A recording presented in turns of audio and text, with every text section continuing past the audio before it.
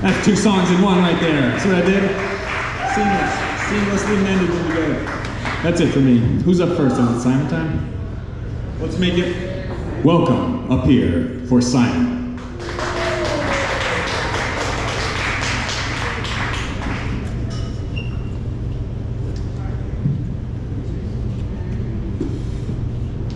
Hi. Takes me less time to set up.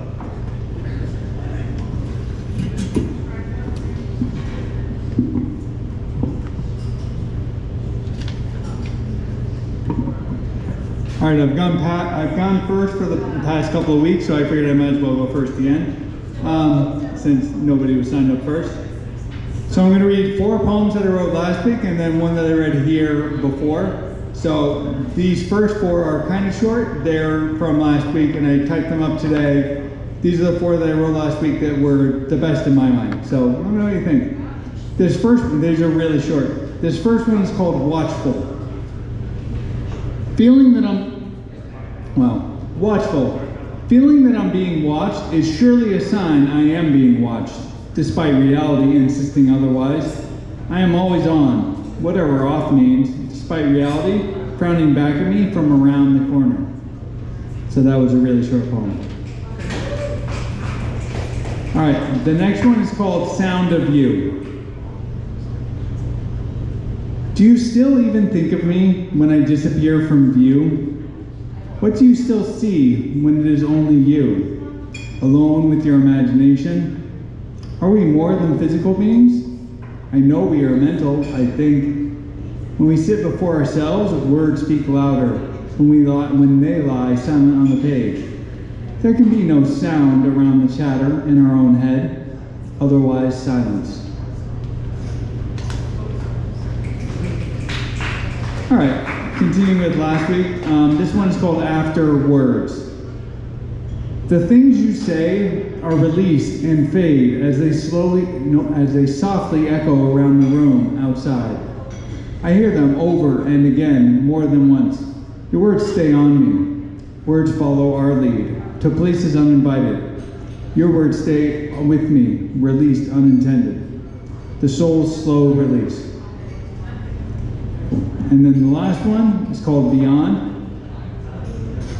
Heaven and hell both depart, ethereal and pedantic, without revision, without the possibility. Nothing is possible when everything happens for a reason. The reasons are not a constant. The reasons are not too content. Not with endless possibilities, not with themselves, not without ceaseless changes. We continue wandering, without being able to wander. Why? None of that matters. When there is no next step, all the roads. All right. So this last one I wrote a few years ago. So I read this here once before, I think like 4 weeks ago. It's called Response to Spring in Antarctica. And last time when I read it, I said you guys didn't know what I was responding to because you don't know what that poem is. But my friend wrote a poem called Spring in Antarctica. And this is a response to that poem. It's in 5 parts. So part 1. The deer is my spirit animal. I have seen many deer dead in my days, each one memorable in still silent sadness.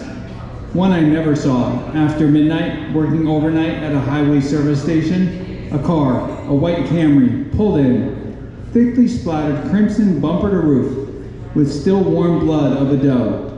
Windshield a web of thin cracks, radiating from near-dead center, etched in red.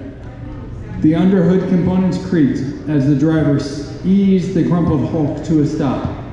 Under phosphorus lamps, as I exhaled trails of tobacco smoke in the icy air. I shook my head. The sweet smell of evaporating antifreeze mixed with the savory blood smoke burning off, more enticing than you assume. And on the other side of the windshield, a brown-haired woman, eyes wide, fingers gripped tight to the wheel, waited to wake from the nightmare. Part 2. Exposed in winter, naked ginkgo bones instantly reveal the true identity of an ancient holdover, deciduous conifer. Only a handheld persists You, a large metasequoia, a bold cypress, though the relationship and visible similarities are distant, so that on a single day in October, yellow leaves can fall together and speckle color on our world.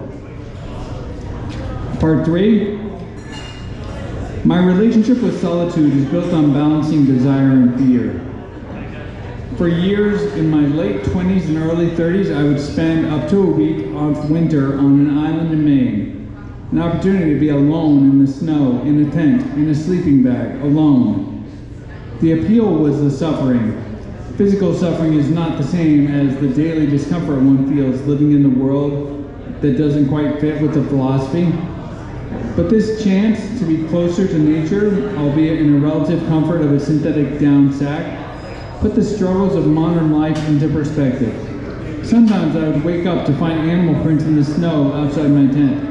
A coyote bravely close to its my vestibule boots. Deer toes impressed in curious circles at a safer distance. In the winter, life is merely looking to survive one more night, one more meal. Survival is not guaranteed. I have no guarantee either, but being there in those moments made it known to me. I returned after a gap of 6 years on this my 42nd year. 5 winters of father, my priorities had changed. I snowshoed to the shore after trudging in with too much gear and setting up my sight. I sat atop a stony cliff for an hour listening to the waves, but the song they used to sing to me had changed in those absent years. I ate reconstituted food out of a plastic bag and nestled into my sleeping bag where I strode in and out of sleep, body dipping towards hypothermia for the next 6 hours. I arose 2 hours before sunrise and ran to the top of the highest peak on the eastern seaboard so that I could be the first person in the country to greet the day. My headlamp illuminated the trodden snow path, warning me where the iciest spots were, as coyote bays in the distance seemed to follow my ascent step for step. At the top, arriving as the pink fingertips of dawn were just starting to creep over the horizon, I met 2 young men in their 20s who had had the same plan. I stayed for the show, and once day was fully broken, I wished them well and ran back down in the solitude silence, except for the crunch of my shoes on the fallen snow. And then part 4. 3 tiny bird eggs in a nest lie abandoned in my garden amidst the dried remnants of last year's juniper berries. I watch from my kitchen window as no parents return to the nest, sipping icy gin as I waited for the weather to improve. Then part 5, there are no guarantees. We are the dinosaurs. Thank you.